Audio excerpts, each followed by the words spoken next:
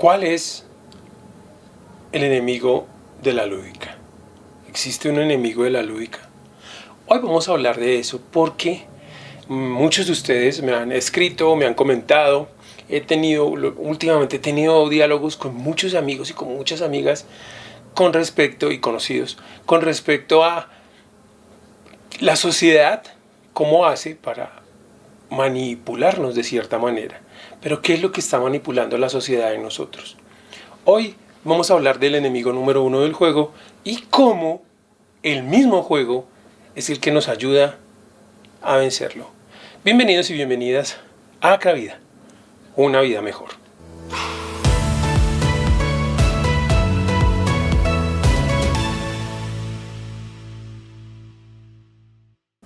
Cuando somos pequeños y comenzamos a ampliar nuestros horizontes, es decir, comenzamos a ver que tenemos la capacidad de ir más allá.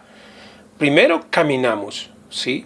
Y logramos dominar los pequeños espacios de casa.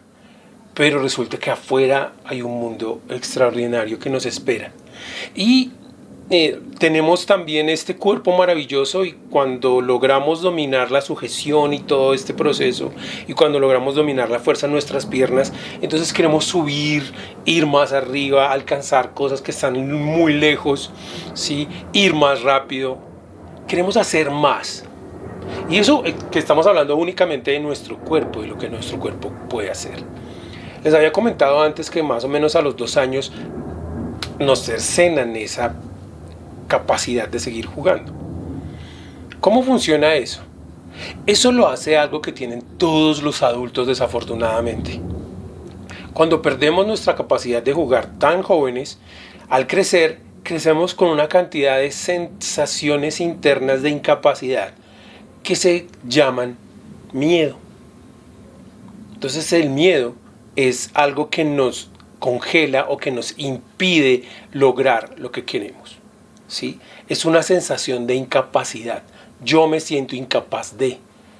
Y por eso me da miedo hacer algo o hacer una cosa o la otra, porque yo no siento que sea capaz de. ¿De dónde surge eso? Cuando somos niños y estamos jugando y queremos correr más rápido, entonces, ¿qué es lo primero que nos dicen? No corran. Que yo quiero subirme allá porque quiero mirar la capacidad que mi cuerpo tiene, las destrezas que puede llegar a lograr mi cuerpo. Sí, estoy corriendo riesgos, claro que sí, pero el problema es que el adulto dice, no se suba ahí, que se cae. Entonces, miren la frasecita esa, no corra que se cae, no y no. Entonces viene un no eterno. Y ese no se mete en nuestra cabeza y eso significa para nosotros, yo no soy capaz de hacer eso. Pero, ¿por qué el adulto nos dice que no? Como el adulto no sabe jugar para aprender, para desarrollar su habilidad, entonces él se mantiene en una burbuja porque su zona de confort le he dicho, mientras estés aquí adentro, estás seguro. No hagas nada extraño, no hagas nada loco, no hagas nada. Entonces él traspasa por ósmosis ese miedo a la próxima generación. Y lo más interesante es que cuando nosotros estamos en esa vuelta, lo que hacemos es que en ese contexto ampliamos ese universo de miedo de aquí para allá. Nosotros estamos llenos de miedo nosotros. Y cuando se lo contagiamos al niño, simplemente le estamos diciendo, no eres capaz de. Pero como cada papá tiene un miedo diferente, cada adulto tiene un miedo distinto, entonces cada adulto contagia de miedo a la nueva generación de una manera diferente. Entonces, si yo tengo papá y mamá, cada uno de ellos me va a pasar su miedo o sus miedos. Porque es una de las cosas más raras, los miedos se pasan de manera directa, por ejemplo, a través del ejemplo, se van de manera directa, o sea, los miedos no tienen filtro. Y por eso dejamos de jugar, porque el miedo del adulto contagia al niño y el niño deja de jugar, porque le pegan ese hecho de no puedes hacer esto, no hagas aquello. Una de las cosas más locas es que cuando el niño aprende a hablar, entonces uno se vuelve realmente, se vuelve intenso con eso. Es una herramienta nueva y extraordinaria. Y esa herramienta me permite comunicarme para adquirir más información. Entonces por eso llega esa fantástica época de nosotros los niños, que es ¿y por qué? ¿Y por qué? ¿Y por qué? Entonces está mi capacidad de hablar y de comunicar y mi sistema cognitivo que quiere por todos los medios saber más y saber más. Pero entonces, ¿qué hace el adulto? El adulto está en el universo del dinero, en el universo del trabajo, en el universo del poco de cosas. Entonces el adulto, cállese. Cuando el adulto está hablando, los niños están callados. Entonces también cerceno todo eso. Y eso también es el miedo, la incapacidad que yo siento y que generé y que formé de poder usar el juego como una herramienta para ser mejor, para tener una vida mejor.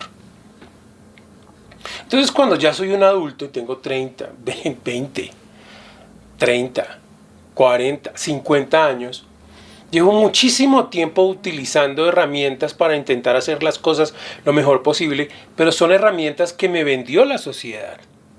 Herramientas como el trabajo, herramientas como el dinero, herramientas como el egoísmo, herramientas como la zona de confort. Pero todas esas herramientas y todo lo que está alrededor del poder que quieren algunos desarrollar es generar miedo en el entorno.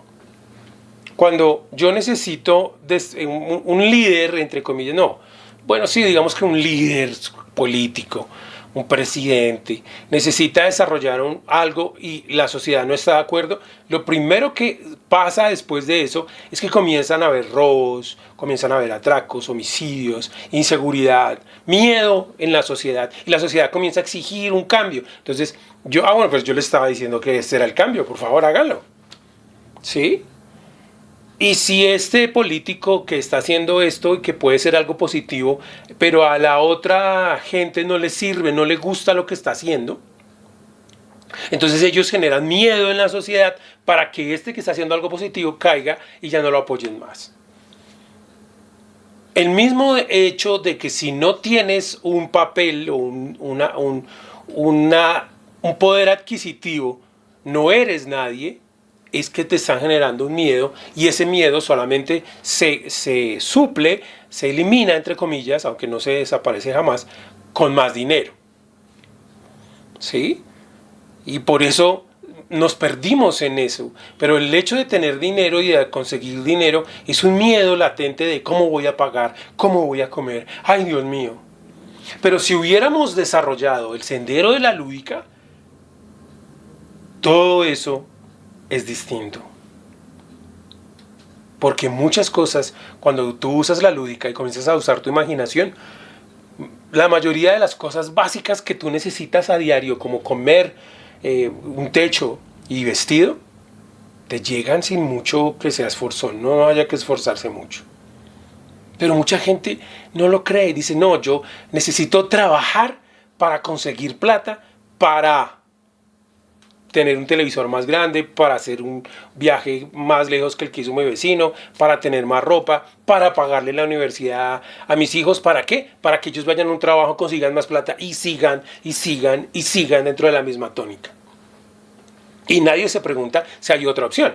Y resulta que hay muchos contextos religiosos, por decirlo así, que dicen eso. Hay muchos contextos sociales que dicen eso. No necesitas esclavizarte.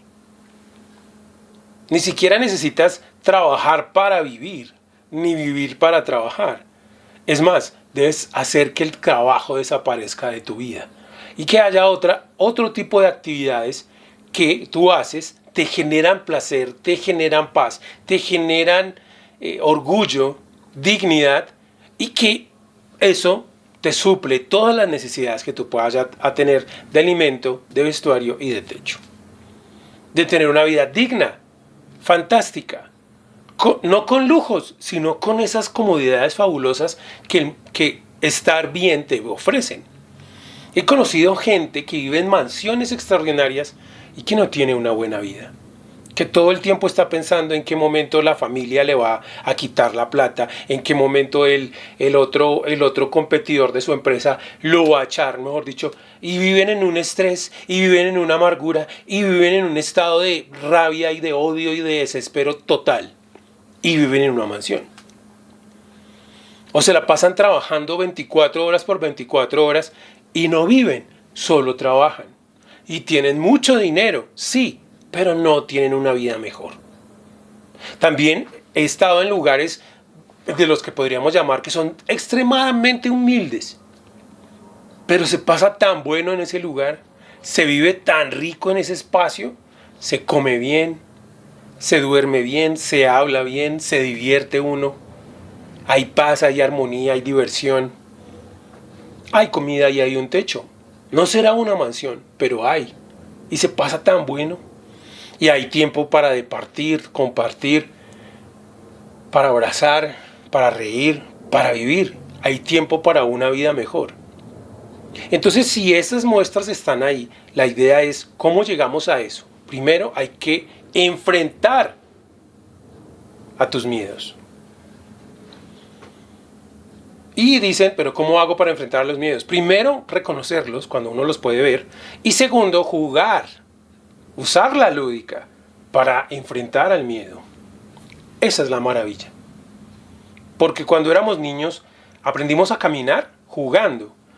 Y puede que había muchas complicaciones, había dolor, pero nunca tuvimos miedo de aprender a caminar. Nunca.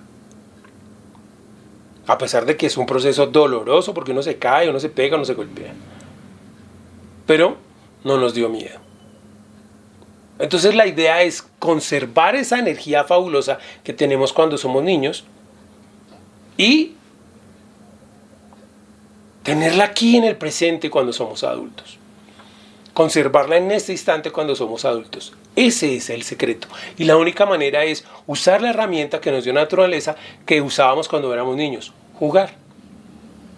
Pero no se trata de actividades infantiles, es decir, no se trata de actividades inmaduras, no, es un juego, es una actividad muy importante y hay muchas actividades que cuando aplicamos las características las convertimos en juegos.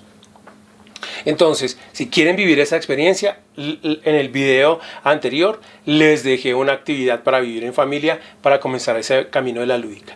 Y si quieren profundizar y comenzar un cambio realmente profundo para vencer el miedo y para llegar más lejos, entonces lo que les voy a recomendar es que se reúnan entre 9 personas, nos llamen o nos escriban al correo que aparece en pantalla, separen su taller, que ese primer taller no tiene ningún costo y comiencen a vivir una vida mejor, comiencen a desarrollar esa fantástica aventura que la lúdica les da. A ustedes muchas gracias y hasta la próxima.